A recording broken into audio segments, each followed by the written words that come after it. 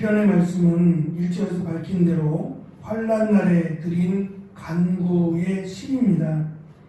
환난 날이라고 하는 것은 위급한 때를 의미하는 보통 의미의 말이고, 만약에 하나님의 도움이 없다면 시인은 개인이나 공동체가 매우 큰 위기를 당할 수 있다라고 하는 경고도 이 시 가운데 포함하고 있습니다.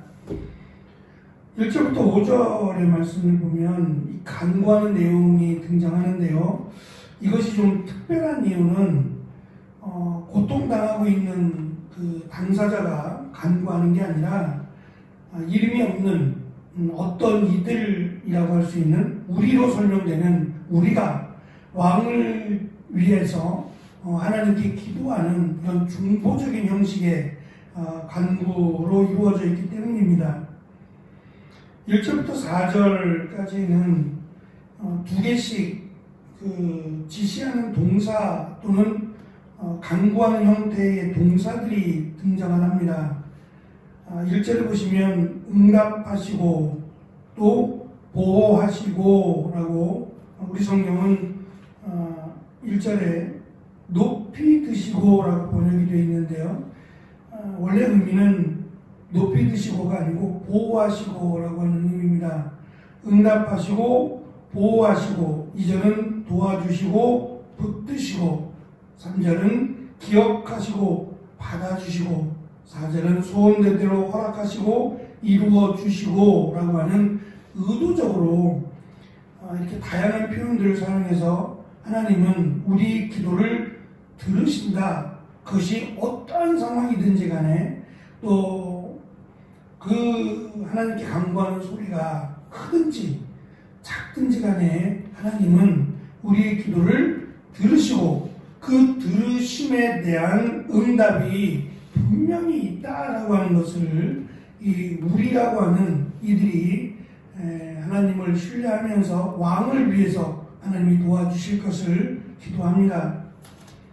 다윗은 전쟁 전에 성전에 나아가 제물을 바치고 자신의 계략 또는 자신의 계획에 복을 주실 것을 간구합니다. 그리고 하나님의 응답을 기다립니다. 사실 시라고 하는 것은 또 시편의 내용들은 어찌 보면은 정답집니다. 우리가 시편을 통해서 많은 것을 배우고 또 함께 공감을 하고 또 깨달을 수 있는 것은 이 시의 고백들이 사실은 환난뿐만 아니라 어떠한 상황에 주어지든지 그것을 어떻게 헤쳐나갈 것이며 그런 상황 속에서 어떻게 하나님께로 나아갈지에 대한 정확한 답을 제시하고 있습니다. 하지만 실제로는 우리가 다윗의 인생, 물론 파란만장한 인생을 의도적으로 기록했을 수도 있어요. 사무엘상이나 하의 기록은 다윗의 파란만장하고 또 다윗이 우상이 되어서는 안 된다라고 하는 것을 전제로 기록해서 그런 건지는 모르겠어요. 너무 실수도 많고 야 이거밖에 안 돼? 라고 하는 실망도 많잖아요.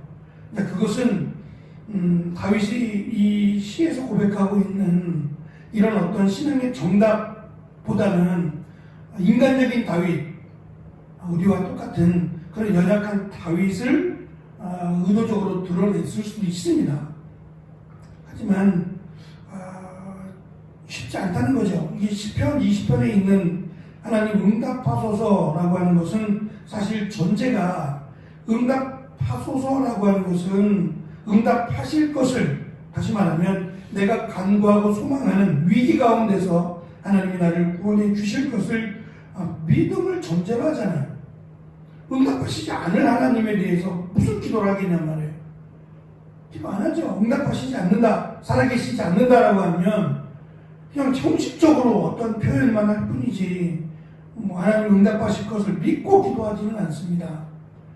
그렇다면 순간순간 다윗이 지금 설명하고 있는 것처럼 나의 계획, 이 계획에 하나님 은혜를 주시고 하나님의 인도하심을 기다리는 그것이 정답이죠. 근데 그것은 사실 쉽지 않아요. 그러니까 성숙되다라고 성경이 강조하는 이 성숙됨이라고 하는 것은 이러한 성경에서 말씀하시는 이런 정답과 같은 내용들이 삶에서 쌓여간다는 의미로 저는 이해하면 좋을 것 같습니다.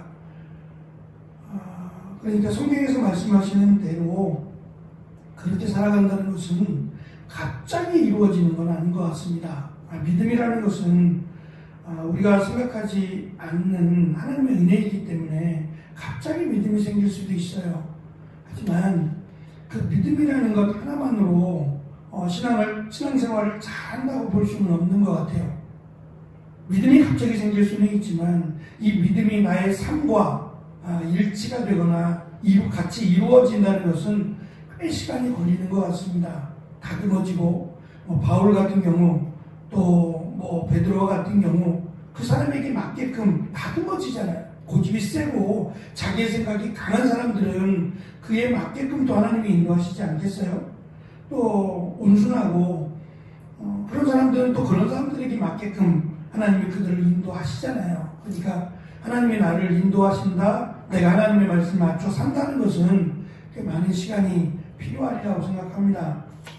다윗은 오늘 말씀 속에서 사실 정답과 같은 이 큰 위기, 환란의 위기 가운데 어떻게 너희들이 기도해야 되느냐에 대한 답을 주고자 합니다. 1절에 야곱의 하나님의 이름이 너를 보호하시며 라고 시작을 하고 마지막 쪽에 7절에서 하나님의 이름을 자랑하리로다 라고 하는 이 표현의 답은 사실 하나님이 응답하시기 때문입니다. 하나님이 우리의 기도를 들으시기만 한다면 내가 여호와의 이름을 자랑하겠느냐 말이에요. 사실 그렇게 되는 게 더 믿음이죠. 내가 하나님께 간구하고 하나님이 나에게 응답하지 않으셔도 응답이 이루어지지 않아도 난 하나님의 이름을 자랑하겠다라고 하면 그건 정말 대단한 믿음이죠. 그러나 그렇게 되기까지는 또 시간도 필요하고요. 또 하나님이 어떤 방법으로 응답하시든 그것으로 인하여 내가 하나님의 이름을 자랑하고 기뻐한다는 것은 정말 대단한 믿음이 아닐 수 없어요. 사무엘상 7장 8절 9절에 보면 이스라엘 자손들이 이 사무엘 선지자에게 이렇게 말을 합니다. 당신은 우리를 위하여 우리 하나님 여호와께 쉬지 않고 부르짖어 우리를 블레셋 사람들의 손에서 구원하게 하소서라고 간구합니다. 저는 이 말을 보면서 인간의 마음이 그렇다는 생각이 들어요. 사무엘 선지자에게 지금 블레셋 사람들로부터 우리를 구원해 달라고 하는 기도를 쉬지 않고 해달라는 거잖아요. 근데 정작 이스라엘 백성들은요, 기도 안 하거든요. 기도 안 하는데 사무엘 선지자에게는 마치 사무엘 선지자의 기도를 하나님이 들으시니까, 당신의 기도는 하나님이 들으시니까 쉬지 않고 우리를 위하여 기도해 달라고 말하잖아요. 우리의 기도는 안 들어준다는 거잖아요. 안 들어주는 삶을 살면서 안 들어준다고 말하는 어리석은 이스라엘 백성들이에요. 사무엘 선지자는 나는 하나님 앞에 기도하는 기도하기를 쉬는 죄를 범치 않겠다라고 말을 하잖아요. 사무엘 선지자는 정말 말 그대로 쉬지 않고 이스라엘 백성들을 위해서 하나님 앞에 늘 기도하는 삶을 살았다고 생각합니다. 그런데 정작 안타까운 것은 그 뒤에 이어져 나오는 사무엘 선지자의 자녀들의 모습은요, 안타깝잖아요. 그렇게 쉬지 않는 기도를 해왔던 사무엘 선지자, 그런데 정작 그의 자녀들은 그 시대의 이스라엘 백성들과 무관하지 않는 모습들, 아버지를 닮지 않는 그 모습들은 어떻게 설명하겠느냐 말입니다. 그게 어쩔 수 없는 인간의 한계이기도 하고 또 연약함이기도 하죠. 사무엘 선지자가 그렇게 기도하며 하나님 말씀대로 살려고 노력을 한 것과 자녀들이 그 모습을 닮으려고 하는 것이 힘들었던 그 시대의 모습을 대변해주고 있지 않나 생각을 합니다. 6절과 9절은 절망적인 상황 가운데 드리는 하나님의 그 응답하심을 확신하며 찬양하는 내용입니다. 응답하다라고 표현되는 이 단어는 하나님이 들으신다 그리고 인도하신다라는 것을 포함하고 있는 단어입니다. 하나님이 살아계셔야 가능하죠. 응답이라고 하는 것은 말하고 또 그 말에 대한 답변을 이렇게 드러낼 때 쓰는 말입니다. 하나님이 살아계십니까? 응답하신다라고 지금 확신하고 있는 겁니다. 특별히 다윗이 병거와 말이라고 하는 표현들을 통해서 하나님을 강조하는데요. 이 병거와 말은 당시에는 가장 두려운 군사적 수단입니다. 병거와 말 앞에서는 속수무책이었어요. 이 말 발굽에 의해서 밟히거나 또는 병거에 의해서 침략을 당하면 이건 거의 속수무책이에요. 특별히 블레셋은 철기 문화를 시작했던 민족입니다. 히타이트족이라고도 알려지는 이 블레셋에서 도구를 이 칼이나 연장, 철로 만든 쇠로 만든 도구들을 날을 세우기 위해서 블레셋으로 갔다 그러잖아요. 그만큼 블레셋은 이 철기 문화의 앞선 문화인데요. 이 블레셋의 대표적인 그 전략적 무기가 이 병거죠. 이 병거와 말의 침략, 이것이 두려움의 상징이었거든요. 그러니까 이 두려움의 상징인 병거와 말로부터 우리를 구원해 달라고 하는 이야기고, 반대로 이 병거와 말이 우리에게 있다면 우리는 충분히 이길 수 있다라고 하는 확신의 무기가 되기도 하죠. 하지만 하나님은 이스라엘 백성들에게 병거와 말을 의지하지 않도록, 그것을 이스라엘 내에 두지 않도록 말씀하셨어요. 왜냐하면 그것을 의지하게 되기 때문입니다. 하나님을 의지하기보다 오히려 병거와 말을 의지할 수 있기에 하나님은 그것들을 두지 말 것을, 또 그것들을 믿지 말 것을 7절은 강조합니다. 병거와 말보다는 하나님을 신뢰하라는 거죠. 살아계신 하나님, 앞에서 계속 강조하고 있는 전능하신 하나님을 두려워하고 그를 믿으라고 다윗은 강조하고 있습니다. 특별히 다윗은 병거와 말이라고 하는 이 막강한 수단을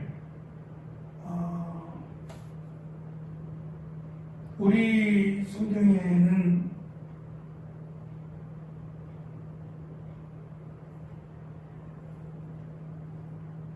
이 표현이 없는데요.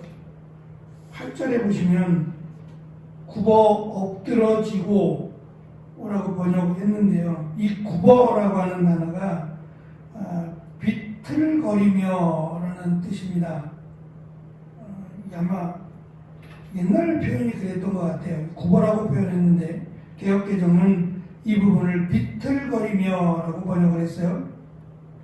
비틀거리며 엎드려진 수단이 바로 말과 병거임을 강조하고, 대신 너희는 여호와의 이름을 자랑할 것을 드디어 권면하고 또 경고하고 있습니다.